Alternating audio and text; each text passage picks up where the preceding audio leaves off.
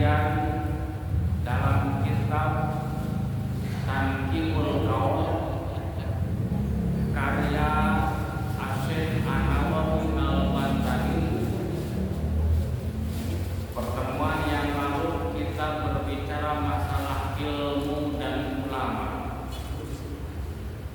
Sekarang yang akan paling ditekankan pada malam ini tentang membahas sosok ulama atau ulama. Pertama, kita belum pernah melihat Rasul langsung. Kita belum pernah bersalaman langsung dengan Rasul. Belum pernah ikut majelis Rasul langsung. Kenapa? Satu, berbeda zaman. Kedua, kondisi yang amat jauh dengan kita. Kita berada di Indonesia, sedangkan Rasulullah berada di negara Arab. Tegasnya, beliau bermukim sampai wafat di kota Madinah. Sungguh jarak yang begitu jauh, yang bukan gak mungkin ditempuh dengan jalan kaki, tapi perjalanan yang amat jauh. Kita belum pernah melihat Nabi, belum pernah mendengar suara Nabi, belum pernah bersalaman dengan Nabi, tetapi kita umat akhir zaman wajib percaya 100% kepada Rasulullah. Wajib beriman kepada Rasulullah. Siapa orang yang berdeklarasi dirinya mengaku Islam, kemudian bersyahadat asyhadu alla ilaha illallah, berhenti sampai situ, maka Islamnya tidak sah. Harus bergandeng dengan wa asyhadu anna Muhammadar Rasul. Dan Rasul tidak bisa dipisahkan. Jarak begitu jauh, ilmu pun kita tidak langsung menerima dari Rasul. Ilmu sholat, ilmu zakat, ilmu puasa, kita semua tidak menerima tarbiyah keilmuan langsung dari Rasulullah. Oh, kalau begitu sahabat yang paling beruntung, kan? Oh, kalau begitu dulu zaman para sahabat masih ada. Hanya mereka lah yang bisa menikmati tentang keimanan kepada Rasul. Tidak. Berarti Allah pilih kasih. Jelas ketika pembukaan Al-Fatihah, Bismillahirrahmanirrahim, dengan menyebut nama Allah yang pengasih penyayang. Seandainya begitu, demo Allah oleh kita, berarti kita tidak bisa merasakan nikmatnya beriman kepada Rasul. Jarak jauh, bertemu kagak, ngedengar suara belum pernah, ikut majlis belum pernah. Sementara kita umat akhir zaman tanpa melihat, tanpa bermusafalah, tanpa duduk di majelisnya, wajib percaya 100% tanpa keraguan. Umar bin Khattab ketika itu ditanya oleh Rasulullah, wahai Umar, siapakah di antara kamu yang paling kau cintai? Kata Umar, ya diriku sendiri ya Rasulullah, yakni aku sendiri. Rasul diam, tidak melanjutkan perkataan. Umar, apakah masih ada tidak selain dirimu sendiri? Umar merenung, menundukkan kepala, baru sadar, ya Rasulullah, saat ini makhluk yang paling kucintai engkau ya Rasulullah. Langsung Rasul tersenyum, sodakta ya Umar. Itu Umar langsung dengan Rasul. Nah, kita bagaimana? Kita tidak punya kesempatan bersalaman, tidak diberikan kesempatan mencium aroma bau tubuhnya Rasul atau wanginya Rasul, melihat wajah Rasul. Boro-boro kita ketemu mimpi pun susahnya, nauzubillah. Mimpi ingin ketemu dengan Rasul susah. Tidak setiap ulama, tidak setiap orang yang pandai mengkaji, beramal soleh ketemu dengan Rasulullah dalam mimpi. Rasul sampai berkata, siapa orang yang berjumpa denganku lewat mimpi sekalipun sodakta, itu wajib sidik. Nah, karena di antara makhluk yang tidak bisa disumpahi oleh setan, jin atau iblis hanyalah wajah Rasulullah Sallallahu Alaihi Wasallam. Sepangkat iblis baik rajanya setan yang ilmunya diberikan semua oleh Allah, kesaktian, kejayaan, tak bisa menyerupai Rasul. Lalu bagaimana kita umat akhir zaman? Nasib kita bagaimana? Oh, berarti keimanan yang sempurna milik para sahabat. Oh, berarti kalau begitu iman sempurna milik sahabat. Oh, kalau begitu kenikmatan dengan Rasul milik sahabat. Enggak seperti itu formatnya. Justru umat akhir zaman ini harus bersyukur kepada Allah. Kenapa? Tidak diciptakan umat sesudah kita. Jadi kita ini sadar atau tidak berada di akhir zaman. Zaman kan 5 Pak. Zaman nubuwah, kenabian, zaman khalifah, zaman kerajaan, kemudian zaman diktator, pemimpin yang tidak bijaksana. Kelima, kembali kepada zaman tarbiyah dunia. Zaman kenabian lewat, zaman khalifah lewat, zaman kerajaan lewat. Nah, sekarang kita berada di fase yang keempat, zaman yang keempat, di mana diprediksi zaman yang keempat adalah zaman para pemimpin yang dolim. Banyak yang dolim dan sayang rakyat, mementingkan diri pribadi, kan bukti sekarang. Betul tidak Pak? Masyarakat seperti kita ini yang kecil, rakyat kecil, dulu maaf zaman Pak Harto kita mendengar bahasa korupsi instansial, ya satu udah kita mendengar hal kecil, mendengar bahasa korupsi waktu itu editansil, sudah itu saja. Kesininya, masya Allah, branded Pak. Kesininya beruntun, korupsi dan mulai lurah, camat, bupati, sampai ke atas. Berarti sekarang kita fase yang keempat, zaman yang keempat. Tinggal nunggu zaman yang terakhir. Zaman apa? Manhaj nubuwah. Kita akan kembali zaman di mana satu dunia dipimpin oleh satu orang. Siapa? Pertama Allah utus Imam Ma'zum, namanya Mahdi. Imam Mahdi gelarnya Imam Ma'zum. Dari mana? Keluarnya, lahirnya Jazirah Arab. Dari mana? Turunan Rasulullah. Tapi nggak kuat melawan kebatilan dunia ini.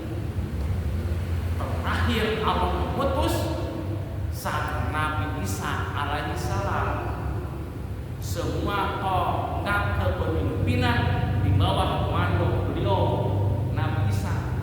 Makanya Nabi Isa sampai sekarang belum wafat, karena dipersiapkan untuk merapihkan akhir zaman. Cuman posisinya bergeser, bukan Nabi. Karena la nabiyya ba'da, tidak ada nabi sesudah Kanjeng Nabi. Jadi posisinya Nabi Isa gelarnya waliullah. Barulah mati oleh Nabi Isa, terjadilah tiupan sangkakala Israfil. Ini sudah nyata, Pak. Sudah depan mata. Sekarang sudah diprediksi oleh Rasul. Rasul berkata, hadis Bukhari, Muslim, Nasa'i, Ibnu Majah, itu semua menceritakan zaman ke depan kebanyakan. Zaman-zaman kita sekarang kejadiannya. Maka kita semua tidak akan bisa mencicipi kenikmatan dengan Rasul, baik musafahah, baik dalam segi taklim atau pelajaran agama, beriman. Tapi Nabi memberikan gambaran dalam sebuah hadis yang dirangkum oleh Syekh Nawawi Al-Matani dalam kitab Tadhibul Qaul. Nabi berkata, man akrama aliman faqad akramani. Siapa orang yang memuliakan, menghormati ulama, aliman, ulama, faqad akramani, maka dia seperti menghormati, menjunjung aku, kata Nabi. Maka beres, Pak. Kita menghormati Nabi langsung gak bisa. Cukup kita menghormati para ulama-ulama yang mana Ustaz ulama itu dalam Quran Allah memberikan gambaran bahwa ulama adalah namanya sawwahu min ba'di ulama. Jadi orang-orang yang dalam hidupnya menaruh takut kepada Allah. Takut kepada Allah. Cuman kebanyakan ulama di zaman ini banyaknya para kiai, para asatidz atau para guru ngaji dalam bidang agama. Cukup kita menghormati mereka, beliau-beliau itu, maka kita sudah mendapatkan prioritas kita menghormati Kanjeng Nabi. Kemudian waman akramani faqad akramallah. Kata Nabi, barang siapa yang menghormati aku, maka dia seperti menghormati Allah. Dan barang siapa yang menghormati Allah, waman akramallahu fama'wahul jannah. Siapa orang yang menghormati, taklim, melaksanakan perintah Allah, fama'wahul jannah, maka tempat baliknya adalah surganya Allah. Ini buat kita. Kalau kita mengejar iman secara fisik Kanjeng Rasul, nggak mungkin. Kita mengejar syariat, pengen bersalaman, nggak mungkin. Kenapa? Rasul sudah dikubur di Madinah kurang lebih 1500 tahun yang lalu. Kita pengen lihat wajahnya. Para wali mending ada posternya, ada lukisan Nabi, nggak ada. Haram seseorang yang bisa membayangkan, melukis wajah Nabi, tidak boleh. Kenapa? Karena perjalanan rohani seseorang, kemakrifat seseorang, yaitu adalah berjumpa dengan Kanjeng Rasul. Jadi oleh ulama-ulama ahli tauhid diklaim puncak kemakrifatan sebelum ketemu Allah, liqa Rabbi, bertemu Allah, yaitu bertemu dengan Rasulullah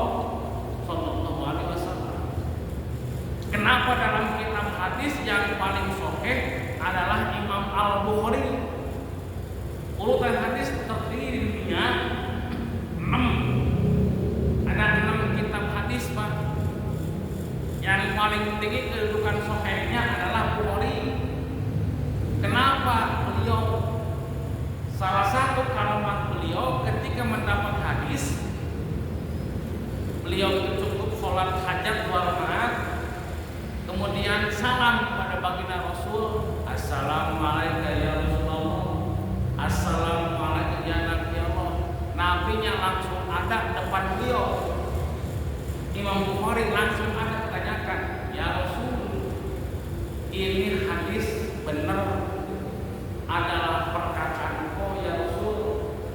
Kata Rasul, sodakta, benar. Maka kedudukan hadis ada yang sahih, ada yang dhaif, ada yang hasan, ada yang mursal, paling banyak tingkatan hadis. Apa namanya? Jadi sekarang kita bisa sholat dengan gerakannya ruku sujud, kita bisa baca, itu jasa ulama semuanya, termasuk Al-Quran sekalipun itu jasa para ulama. Seandainya tidak ada ulama berperan pada saat itu untuk membukukan menulis Quran, mustahil sekarang kita bisa belajar Quran. Zaman Rasul tidak ada tulisan Quran.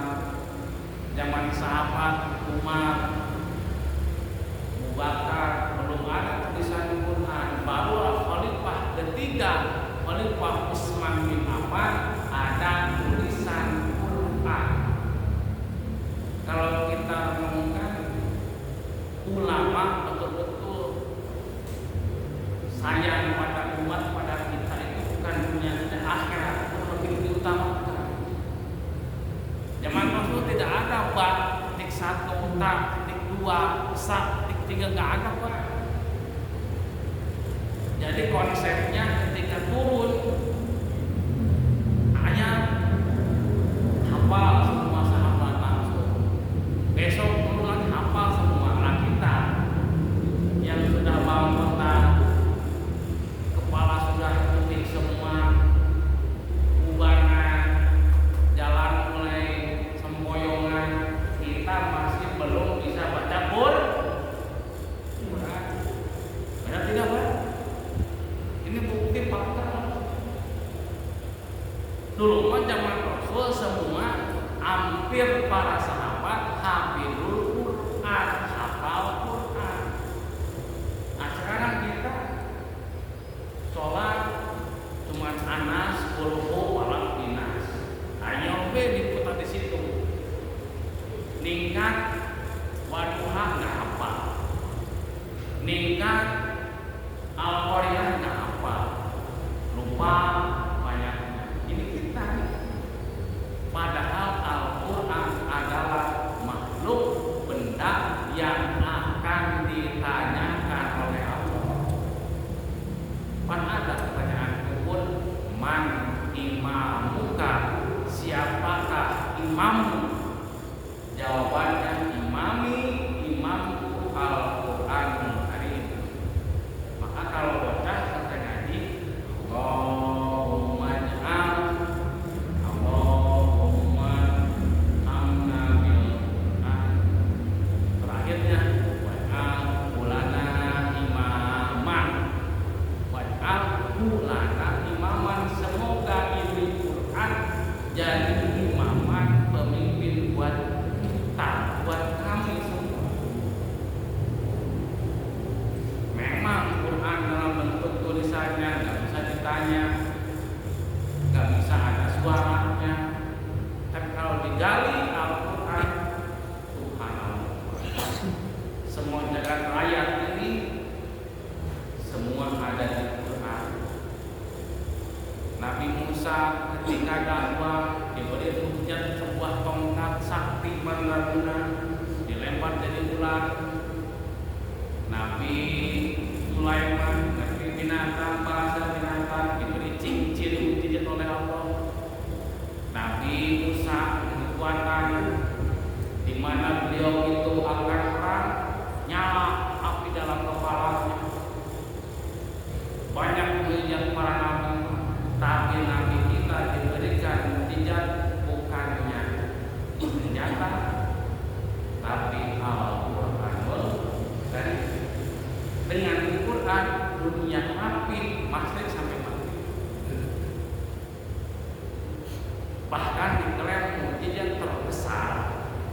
sepanjang sejarah kenabian adalah Al-Qur'anul Karim. Makanya kembali ya, kita cinta Nabi, cinta Rasul tidak akan bisa tanpa melalui tarbiyah para ulama. Dalam ilmu tarekat, sebelum usul ilallah, pertama kali itu yang perlu usul dengan gurunya. Kan kalau sepintas kita bayangkan kajian tarekat begitu, memang begitu. Tanpa ada guru tak mengenal Allah. Begitu talqin Pak, mau zikir la ilaha illallah, yang dibayangkan bukan gurunya. Gurunya dibayangkan la ilaha illallah, tawasul tawajuh namanya.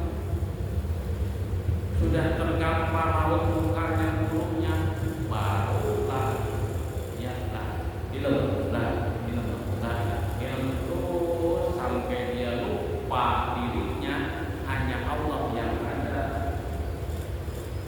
Ini jasa para ulama.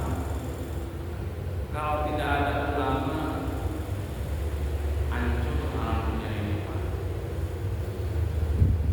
Maaf, bahkan Nabi memberikan peringatan, siapa orang yang menjauh dari ulama, apalagi membenci ulama, maka satu di antaranya Allah cabut hasil keberkahan usahanya. Terus dia akan mati dalam keadaan su'ul khotimah.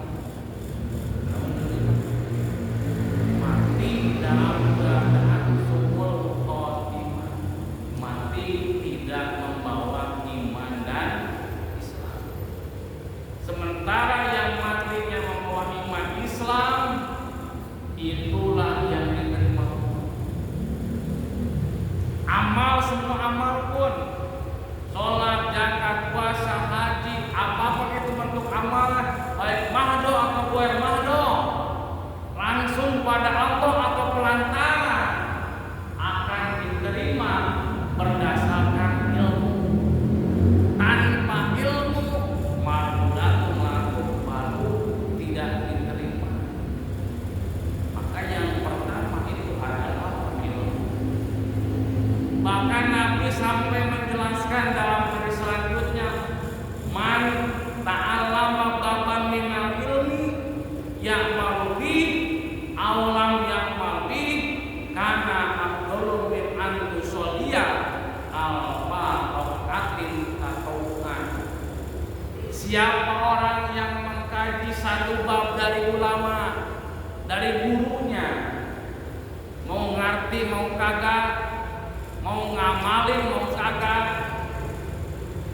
datang doang di majelis taklim, duduk doang, mau berpikiran bisa atau kagak, diamalkan kagak, terserah dia, itu lebih baik daripada ibadah 1000 rakaat bangsa sunat atau bukan.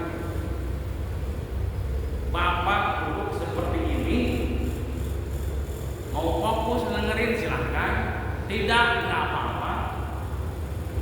Make silahkan, enggak apa-apa, enggak ada urusan. Tetap ganjaran dari Allah dicatat. Duduk seperti ini lebih baik daripada sholat 1000 rakaat. Banyak asal cukup kita. Maaf, kalau boleh ditanya, cross check mampu berapa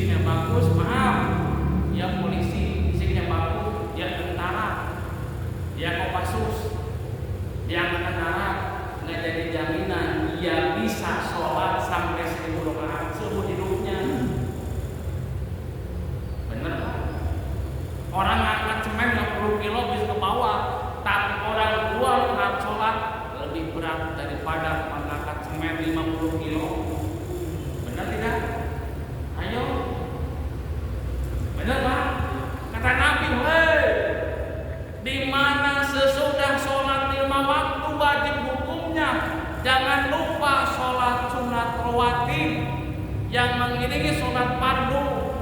Sehabis maghrib 2 rakaat, sebelum isya 2 rakaat, sesudah isya 2 rakaat. Tapi banyak yang tumbang orang di situ. Orang kerja dari pagi sampai sore sanggup memikul beban berat 50 sampai sekintal yang dibawa sholat sunat 2 rakaat memulai. Contoh Ramadan, bulan Ramadan contoh. Nggak banyak, cuma 21 rakaat. Ada yang 11. Itu masjid penuh pun malam pertama. Benar? Sudah dapat 2, 3, 4, 5 seminggu udah mau kembali. Pesertanya pada bubar. Baru di bawah 23 rakaat. Ada yang 11 rakaat. Ini sering. Maka tidak ada amal yang membandingi kebagusan amal kecuali thalabul ilmi. Duduk saja seperti ini sama dengan derajat orang yang sholat 1000 rakaat. Kalau saya sih Pak orang mas dalam makan dulu males ibadah wajib oke lamun teu paksa moal. Maka kata Nabi pilihlah pekerjaan amal yang sedikit tapi gede ganjaran. Pak Haji jualan unggal bae hayang menang dunia berarti.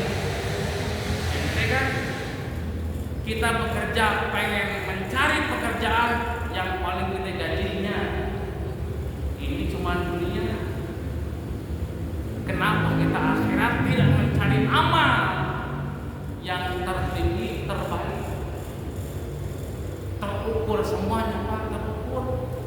Kita pengen sholat aja mencapai 27 derajat harus jalan kaki rumah ke masjid berjamaah namanya 27. Pengen sholat, pengen dapat 27 derajat ganjaran mesti berjamaah jalan kaki, nyebrang jalan, resiko ketabrak mobil.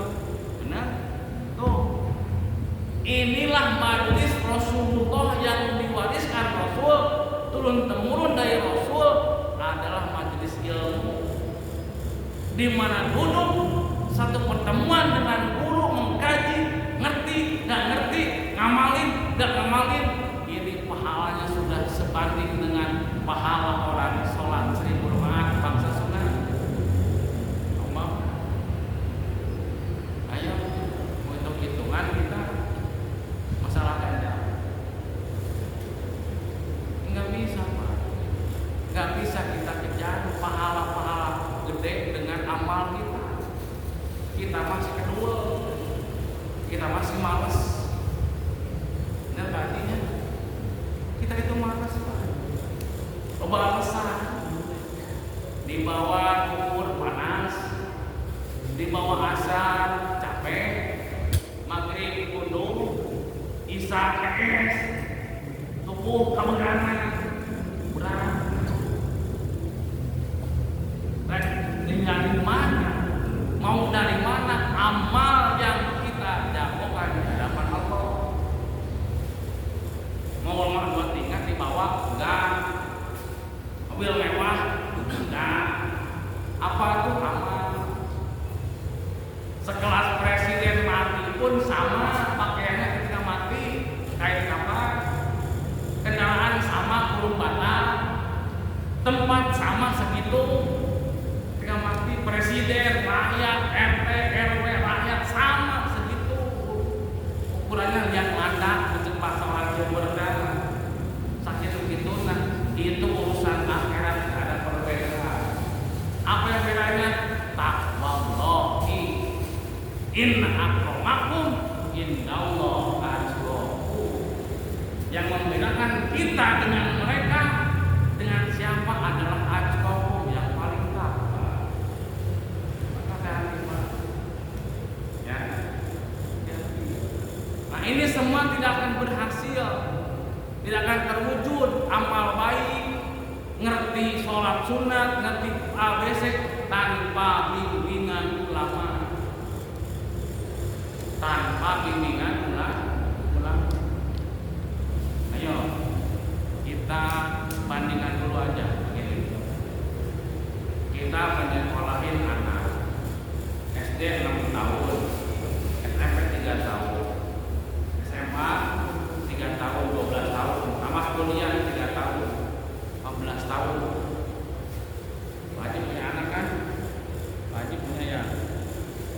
Pernah tidak Pak Haji ngajarin A, B, C, D, F, F, G kepada anak? Pernah tidak? Pernah ya? Pernah tidak kita ngajarin alif, ba, ta, sa kepada anak?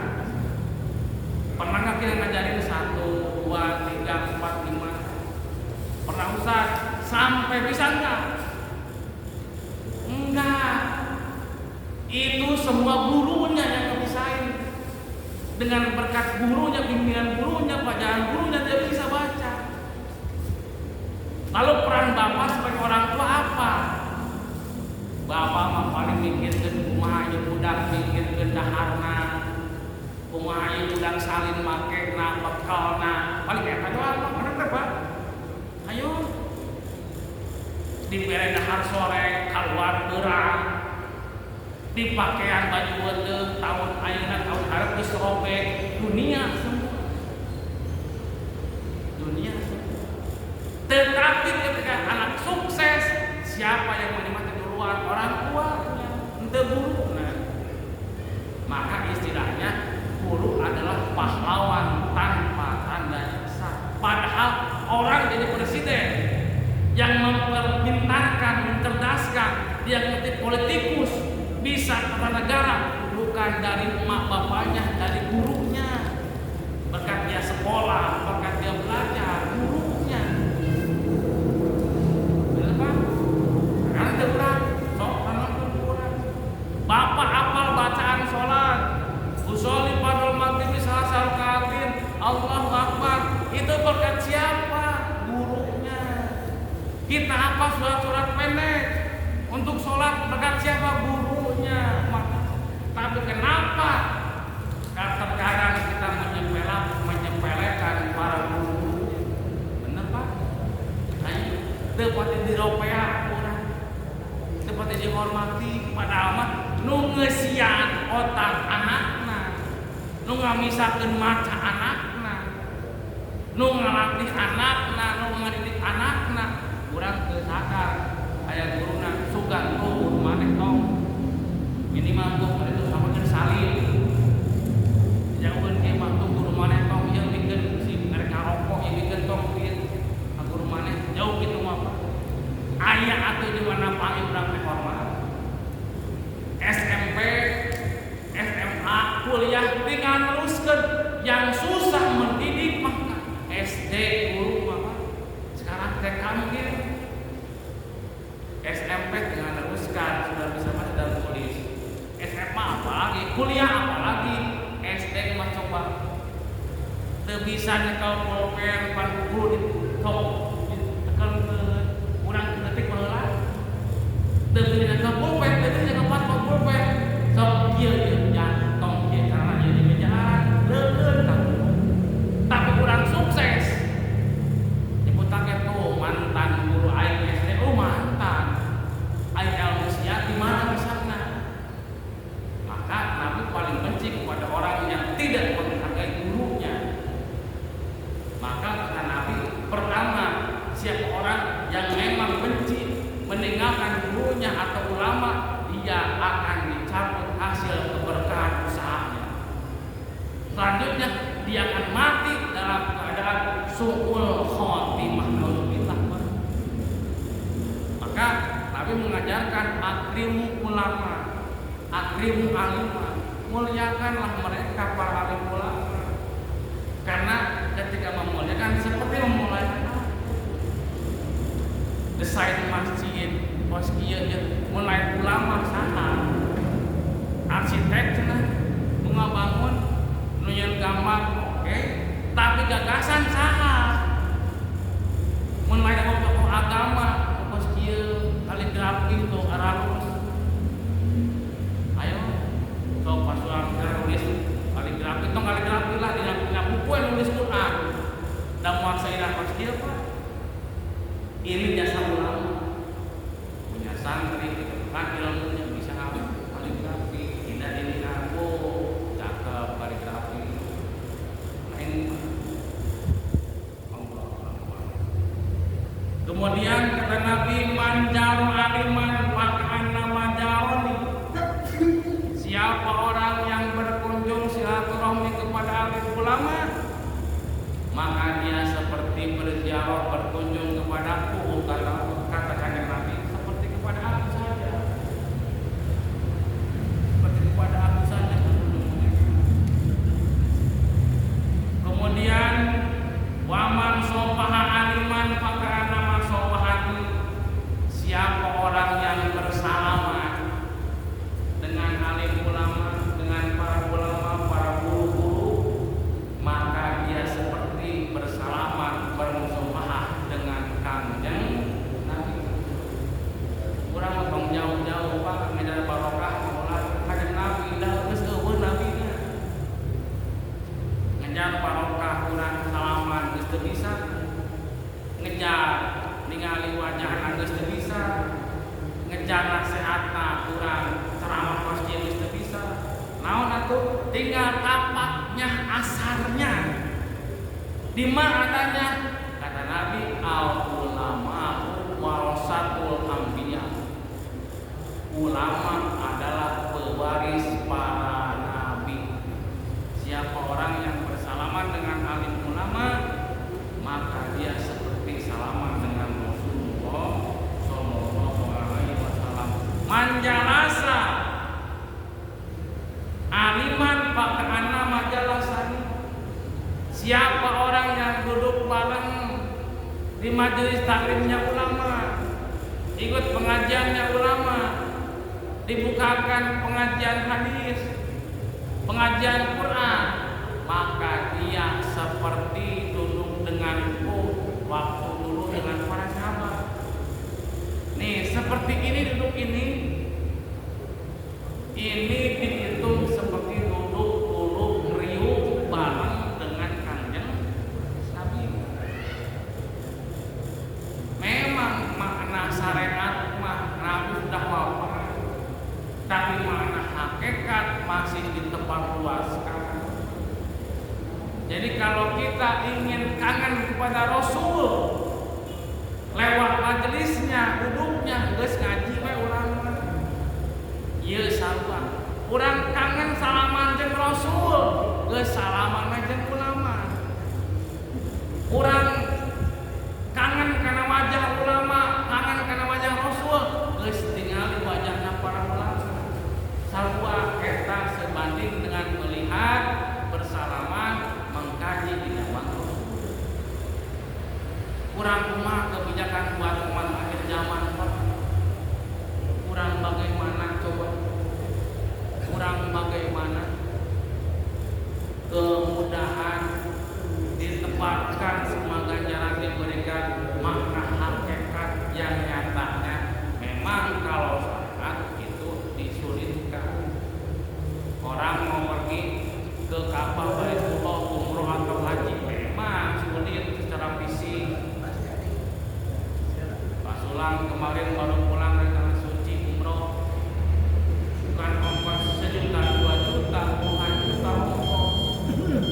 Kita yang nggak bisa bagaimana cukup we ulama ke sholat subuh berjamaah, duduk, wirid, zikir, subhanallah, alhamdulillah, la ilaha illallah dibaca, maka dia pulang ke rumah habis sholat subuh seperti orang yang pergi atau melaksanakan haji atau umroh. Pahalanya gampang, tergantung kita yang memangganya. Ya, jadi